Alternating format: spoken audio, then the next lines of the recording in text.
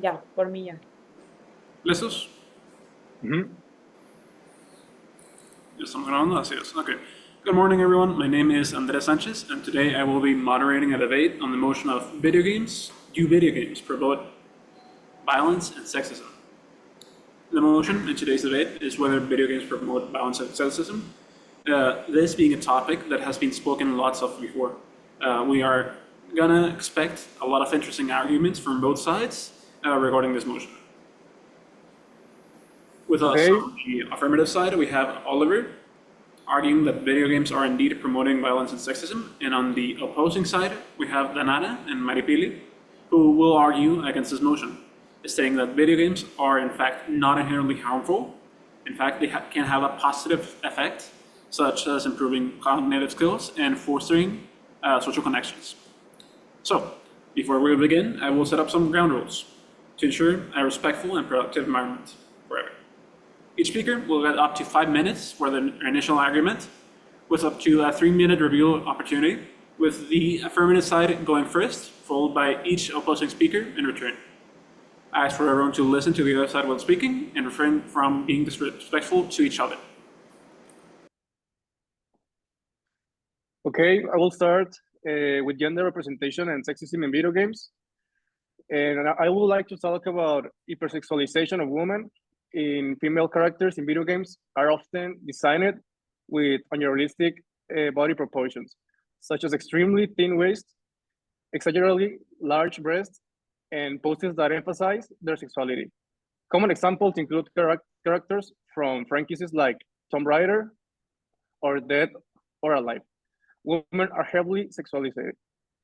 Actually, we have the traditional roles where women are often portrayed as damsels in distress, like Princess Peach in Mario Bros. Or Zelda in Legend of Zelda, whose sole purpose in the storyline is to be rescued, reinforcing the notion that of female dependency on male hero. Also, they show us the male dominance, where men are depicted as strong, aggressive heroes in control, perpetuating the expectations that men must be protectors and protagonists in story. Also, we have the lack of female diversity. The range of female role in video games has historically been limited. Although there has been an increase in female representation in recent years, like in Horizon Zero Dawn and The Last of Us Part 2, most video games still feature male protagonists. Also, the secondary and support roles, women in video games often occupy support roles or exist solely as a motivation for the male protagonist. This reinforces the idea that women are not leaders or primary agents of change within narratives. The gaming environment, especially in online multiplayer games, has historically been hostile towards women.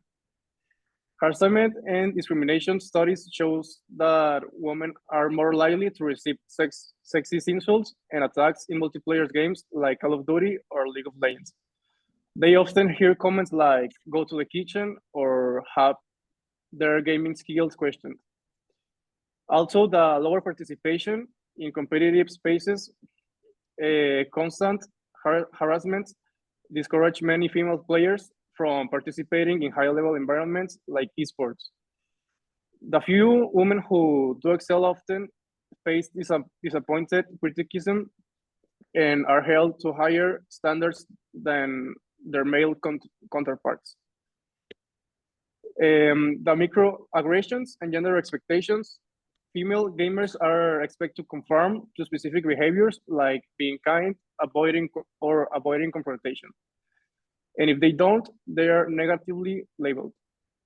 There's also a constant skepticism about their abilities, leading to greater pressure to prove their growth.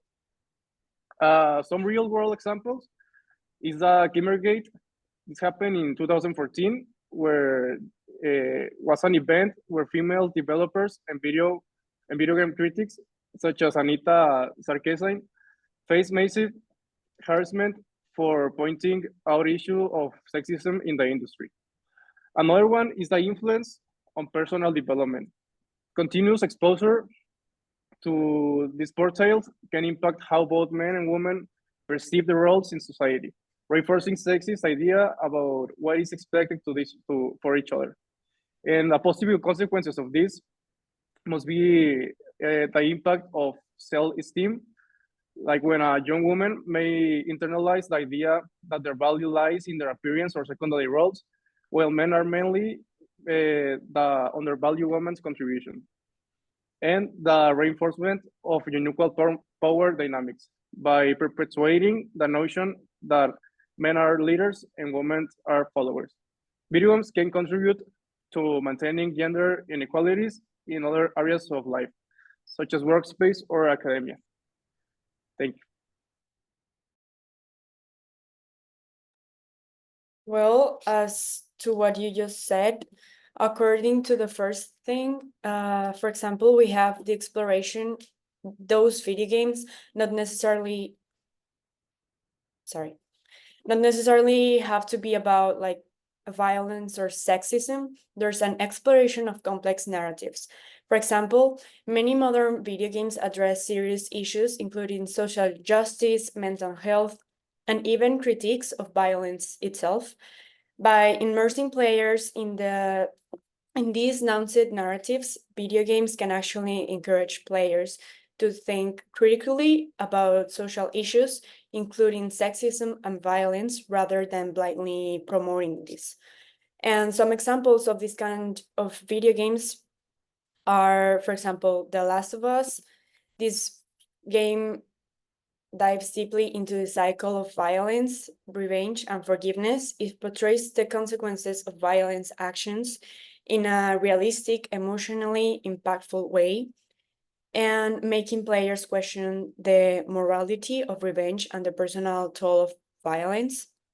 Another example is Life is Strange. In this adventure game, explores the themes, of bullying, mental health, family struggles, and the LGBTQ issues.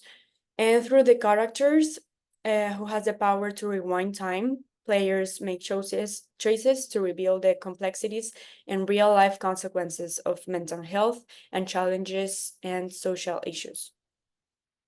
Thanks. To add to what just my friend Danara just said, but video games also help us improve our problem-solving skills. They require the players to think critically and strategize to overcome challenges that sometimes came with violence, but just as a way to see it the narrative of the game, not to generalize all video games, but most of them use the narrative as something violent. But there are these video games like Minecraft, Fortnite, which they have a creative side that allows players to experience the game without needing to engage in violence. It's important to resolve that players choose which games to play. And if a game includes violence, it's often a part of the narrative, as I was saying, for us to overcome obstacles or complete missions.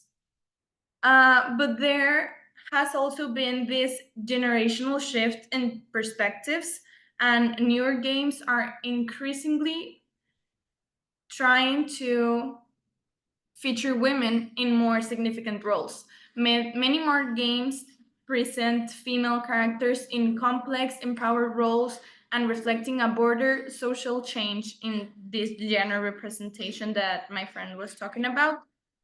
Even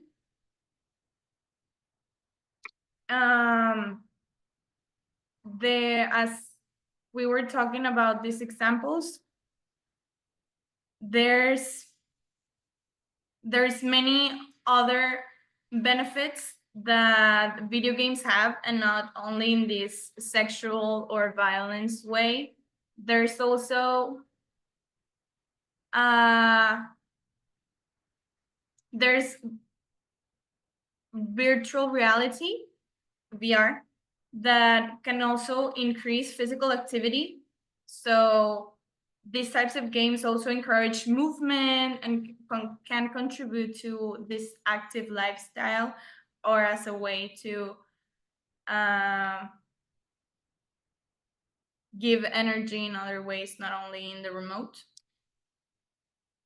And it has been proven that many people who play video games also can see this as a social skill. Many players often engage in this teamwork and collaboration and multiplayer environments, and also with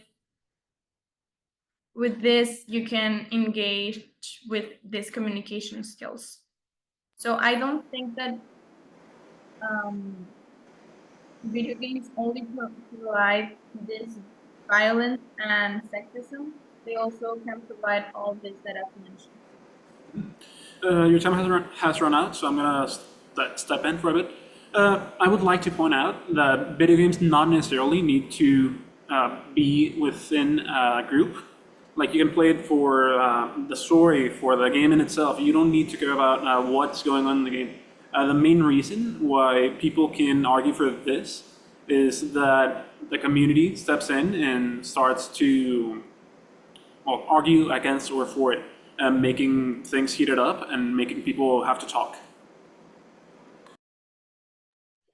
Yes, as you told me right now, I would like to talk about the impact on psychology and behavior for the players, as you were saying it helps for some people to improve their mental health. But I have to say that video games, particularly those with violent content, can reinforce aggressive tendencies in players, but by creating environments where violence is constantly rewarded and normalized. The operant conditioning, in line with B.F. Skinner's principles, behaviors rewarded in video games, such as violence, are more likely to be repeated. Players might earn points, achievements, or in-game currency for completing violent actions. Also, the emotional desensitization, repeated exposure to violent stimuli reduces the emotional impact of such as acts. Over time, players may show diminished emotional response to real-life violence as their brains become accustomed to these scenarios in virtual setting. Also, younger players, like adolescents who frequently play violent games, like as I already said, Call of Duty or GTA, may exhibit more confrontational behaviors at school or with peers, ranging from verbal aggressions to physical altercations. Also, we have the competitive play. The highly emotional environments of competitive gaming often exaggerate aggressive behavior, leading to trash talk, toxic interactions, and even physical outbursts where players experience frustration or failure. Now, I would like to talk about the mimic violent conduct. This is when younger players, in particular, are more prone to imitating behaviors they observe in video games, especially. Sorry to step in, but right now we need to do the opposing side. We have already done one of your points. We have argued against it. Now it's their time to make a move. So you can save your point for the next round, but now you will have to counter-argue against them. Okay.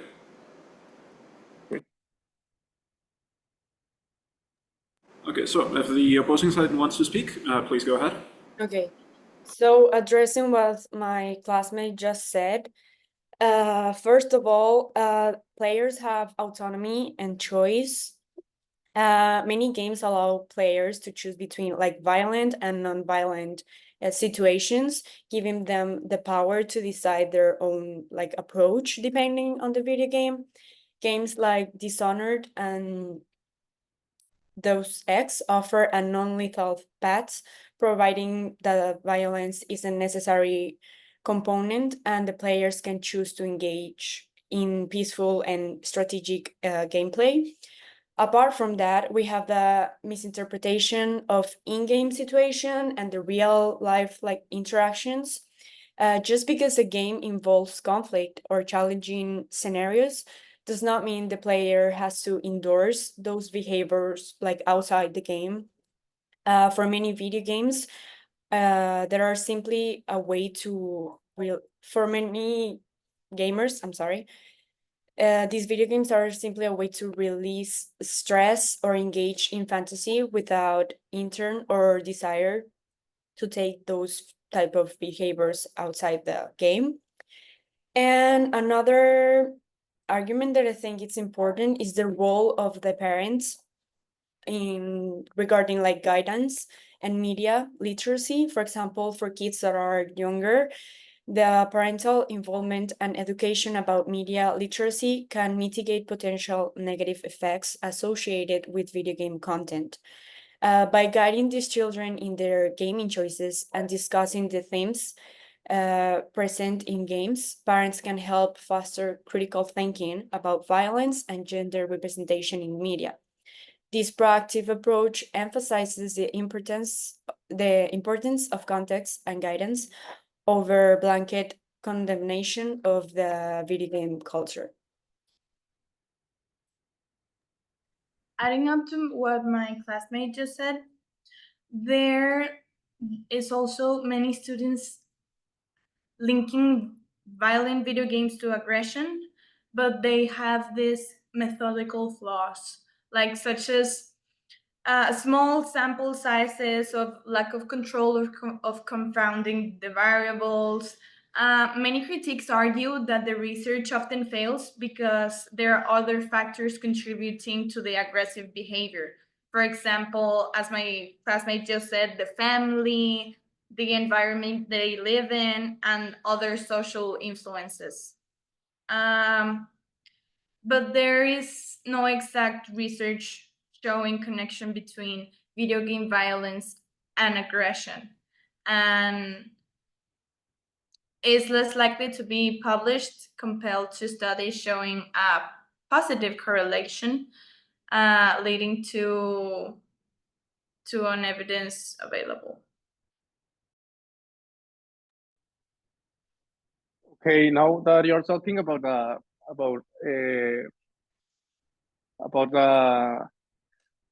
behavior of the players, I would like to talk about the narratives that justify violence and sexism in games. As you know, many video games perpetuated outdated gender roles, assigning active and powerful roles to male characters, while relegating female characters to passive or secondary roles. These narratives reinforce stereotypes such as the male protector or hero. In action or adventure games, the male protagonist is often. No, my step it, but right now you need to counter argue against what they just said. So you need to look into their arguments and talk against it. Yeah, I was into that. You can keep on then. Yeah, yeah. So as I was saying, the video games mainly put the male as a main character and the woman as a reward. That's which means the player can see that and represent it in real life, like in their family or in their near circle with their friends or with their family. And as they also show limited roles for women, although there has been progress, many video games still assign women roles such as the girlfriend or the mother or the victim, with little character development beyond their relationship with the male protagonist. Thank you.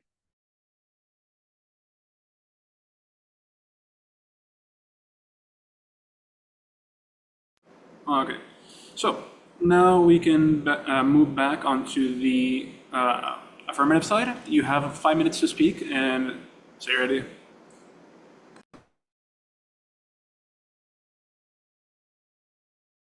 Oliver, es tu turno. 5 minutos.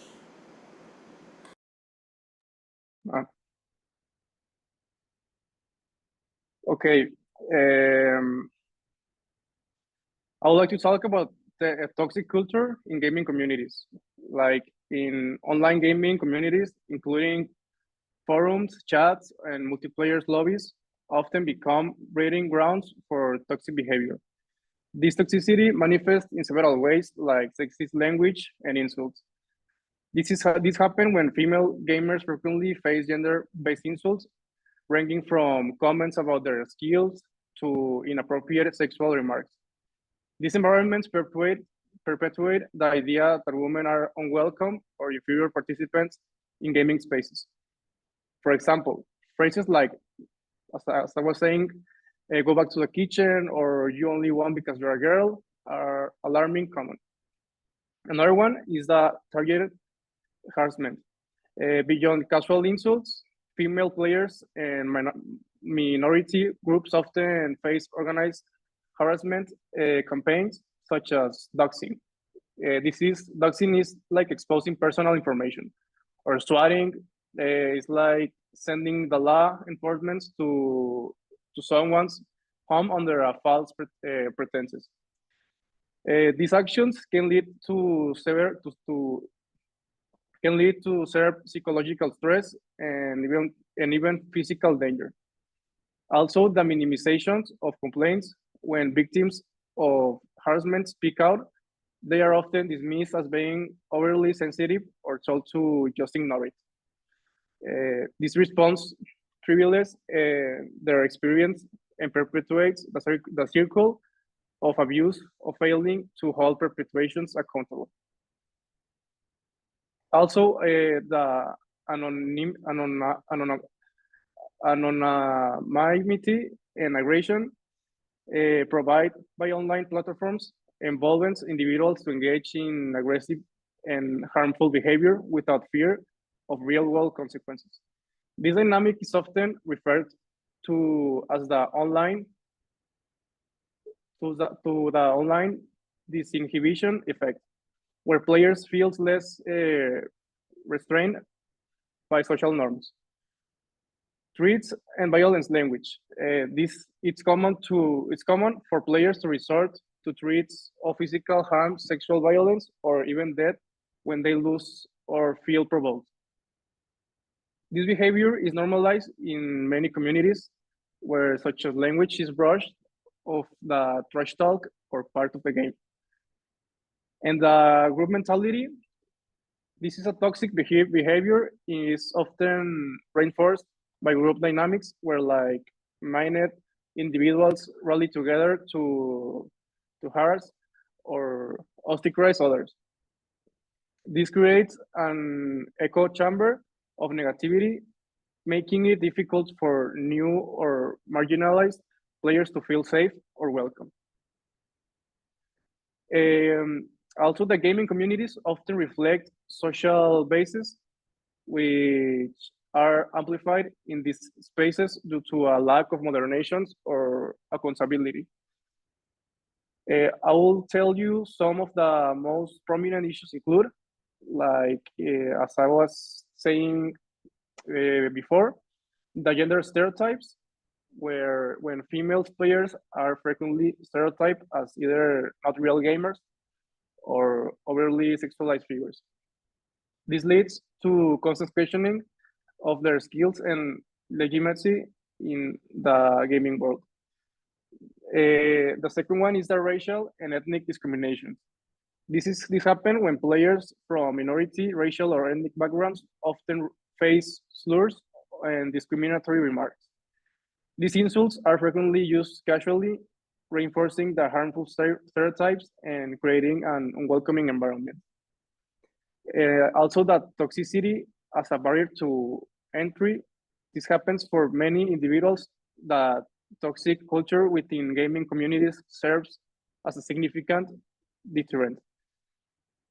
Women and players from marginalized groups may avoid only gaming altogether due to the high likelihood of harassment. This perpetuates a circle where this space remains dominated by a homogeneous group, reinforcing that toxic culture. And the mental health impacts, continuous exposure to harassment and toxic behavior can lead to anxiety, depression, and other mental health issues. For some players, this can diminish the enjoyment of gaming or lead to withdrawal from community entirely. Okay, Oliver, your time's up. Thank you for sharing. Okay, so addressing all those things my classmate just said. First of all, we have the influence of positive role models in games. Nowadays, many video games include characters who act as positive role models, emphasizing like teamwork, perseverance, and compassion. For example, characters like Aloy from Horizon Zero Dawn and Lee from The Walking Dead demonstrate values of kindness, resilience, and sacrifice, providing role models that counter violence or sexist stereotypes. As you said about video games promoting sexism and putting women in, like, the man is a hero and in a difficult position. Empowering women and minorities in games is a thing nowadays as well. Many recent games, including Tomb Raider, Gone Home, and Night in the Woods, feature strong female leads and the LGBTQ representation, countering sexism by expanding the range of characters and perspectives in the games. This progress is helping dismantle traditional stereotypes and promote equality within this industry. Apart from that, there's also challenging traditional gender roles. And as I just said, many modern games feature characters that break free from the traditional gender stereotypes, as you just said. Games like Overwatch and Mass Effect allow players to embody diverse characters with gender, race, and sexuality represented in varied, complex ways. This representation fosters inclusivity and challenges outdated notions of gender roles. And finally, there's also a growing tendency of non-violent games. The success of non-violent games like The Sims, Minecraft, as my classmate Maripili said, and Animal Crossing shows that players also enjoy games focused on creativity, cooperation, and social interactions. These popular titles demonstrate that violence is not a necessary element for successful and engaging gameplay. Thanks. Thank you for your points. I would like to add on that as video games grow, also their communities grow, and part of the communities can get from good or bad people.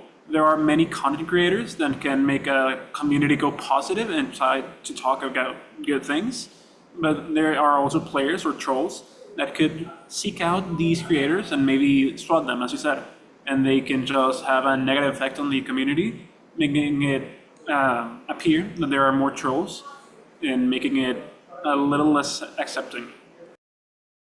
And if you would like to go on, you have 3 minutes.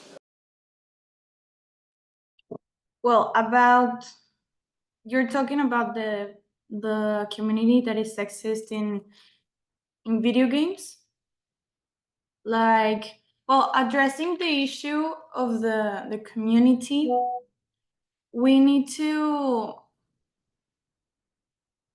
emphasize the progress that has been made in all of these years. Well, it's important to recognize that sexism exists in this gaming community, but now there are these strict codes that we need to follow, and there are often these reports of harassment, and the people that made these video games are listening, and they are trying to create a a safer space for all the players. And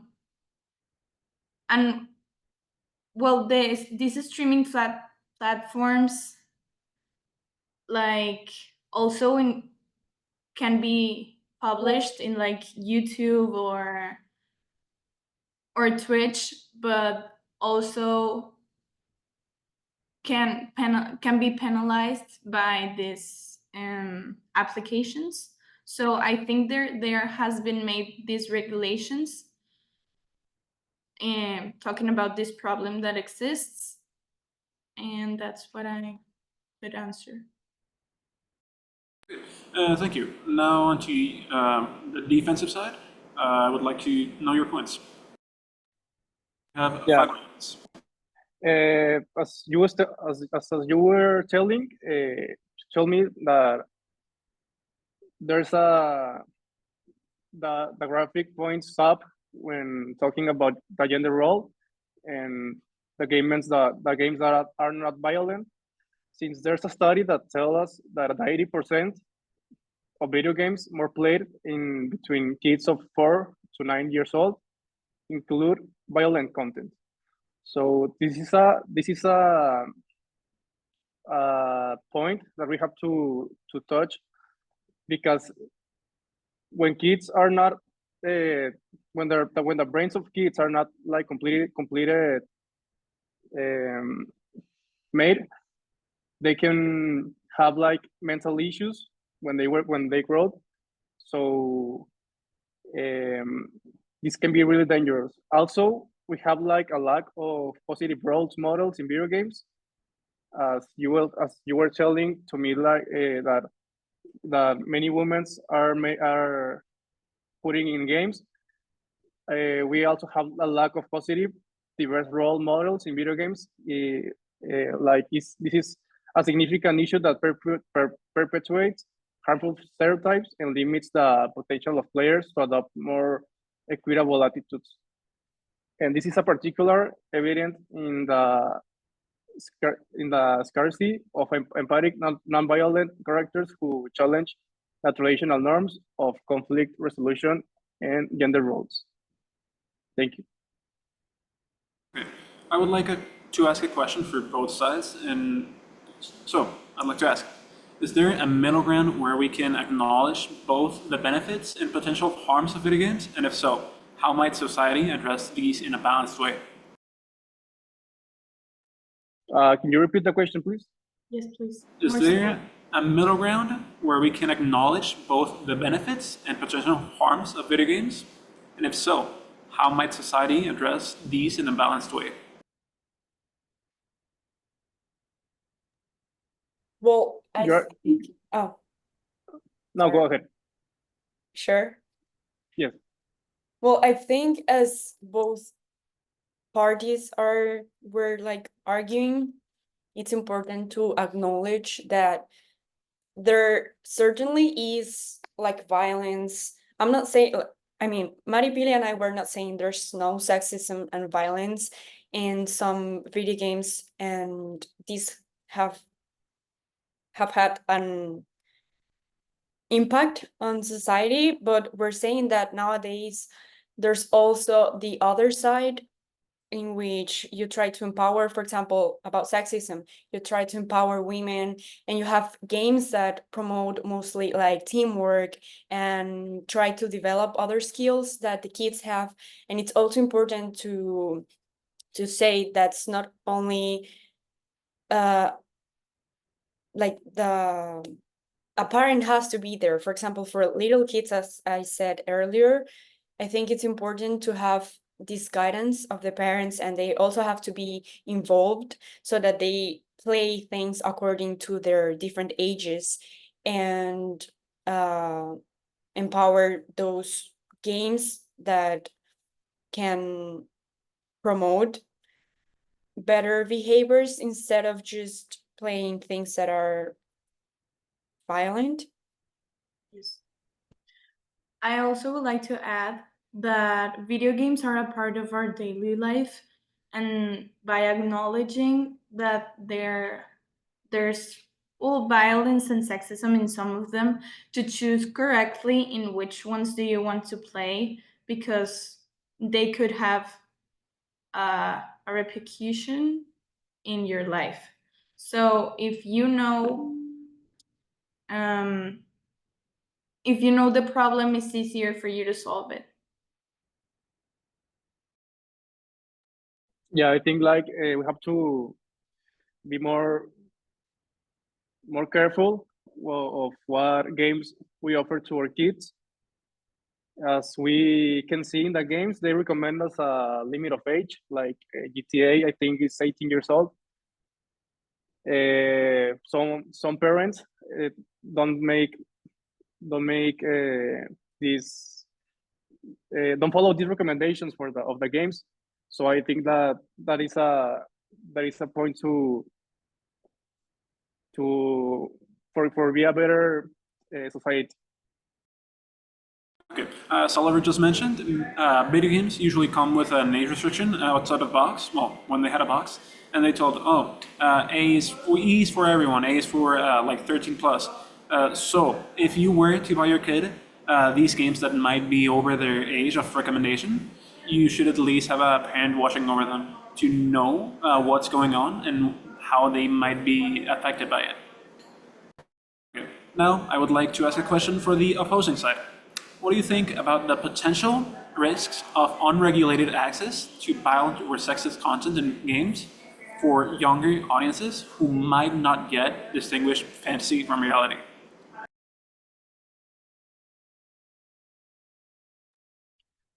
How do we what? You're Okay. What do you think about the potential risks of unregulated access to violent or sexist content in games for children who might not yet distinguish fantasy from reality? Okay, well,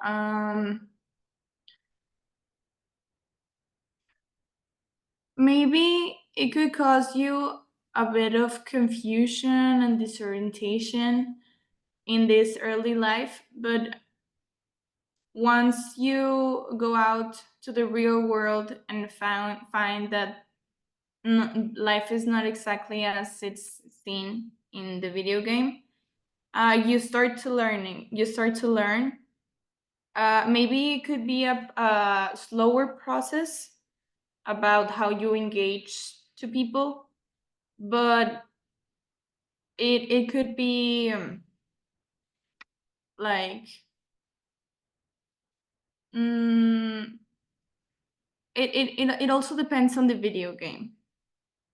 Like if it's a video game that everybody talks about, maybe you could have you can talk about it socially in your class. And I think that there's opportunity for you to find out that life is not what the video games tell you to. Did I? And also adding to what my friend just said, I think there's also important to remember that in this, oh, sorry, I thought my microphone was off. It's important to recognize that in these kind of games, most of the time there's like a punishment, let's say, well, like a consequence for when you're like doing something that's not like morally correct or ethically correct. And I think it's also useful that the kids who play these kind of games can see that, okay, yeah, we're doing, for example, violent things or whatsoever, but there still has this impact at the end because I'm getting like punished or I'm getting like a consequence. So I think that might help to recognize that there's a consequence when you're doing this in the video game, and it's going to be the same thing in real life. You're not gonna just do something and not get like a consequence about what you just said. Can I add? You just did, sorry. The caution needs to be provided by both sides, the parents and also the video game.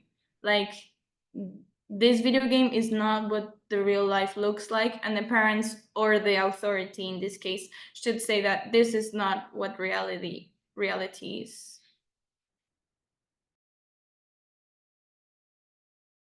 Now, I have a question for you, Oliver. How would you respond to research suggesting that the violent crime rates have not increased in correlation with the popularity of violent video games?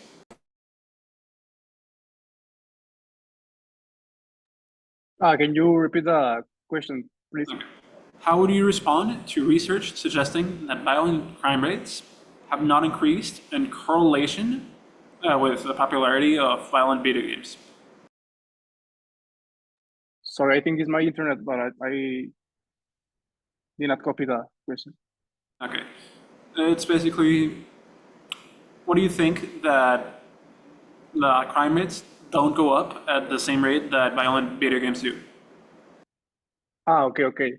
Actually, there are a few cases, like a really few cases where kids are justifying itself for their actions. For example, shooting in school. I don't remember the case, but it was a kid that made a shooting in United States. He says that, okay, I did it because I play GTA, or like if it's GTA in real life. Or too many people also connect some cases. For example, another shooting, a really famous shooting, where people put a camera in while he was shooting people, like in a public place.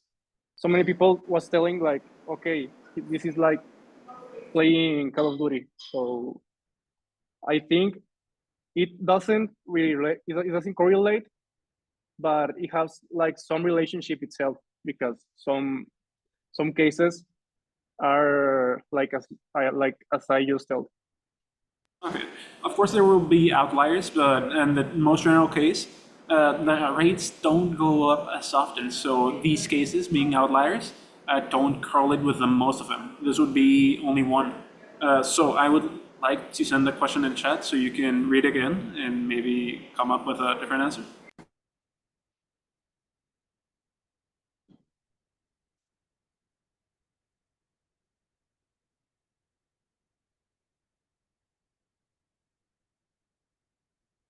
Because what I'm asking is that, okay, why do the crime rates don't go up at the same rate as violent video games do?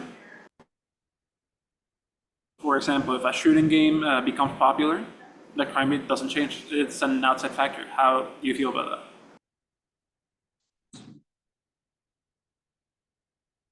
that? Okay, yeah, I understand.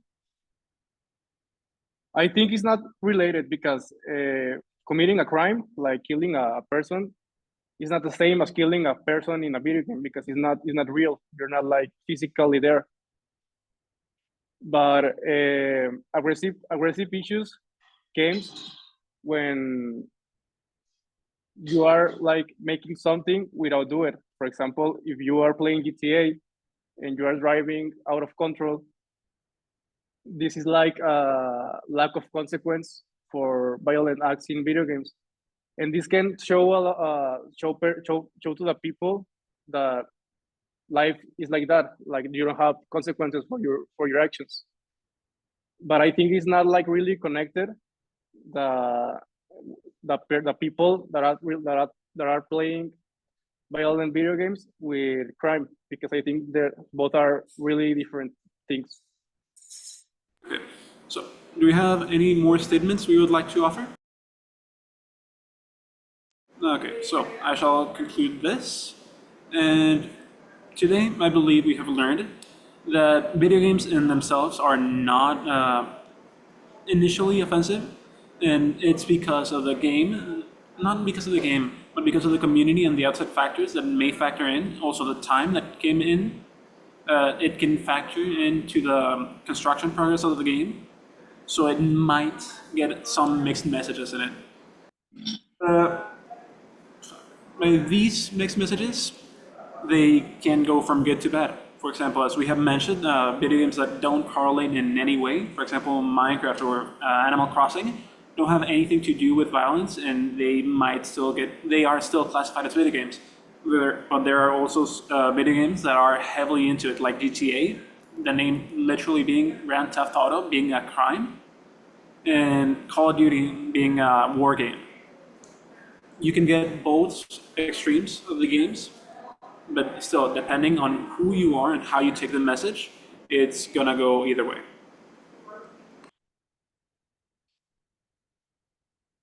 I would like to thank everyone that came in today, and I believe we can end this now. Thanks. Thank you.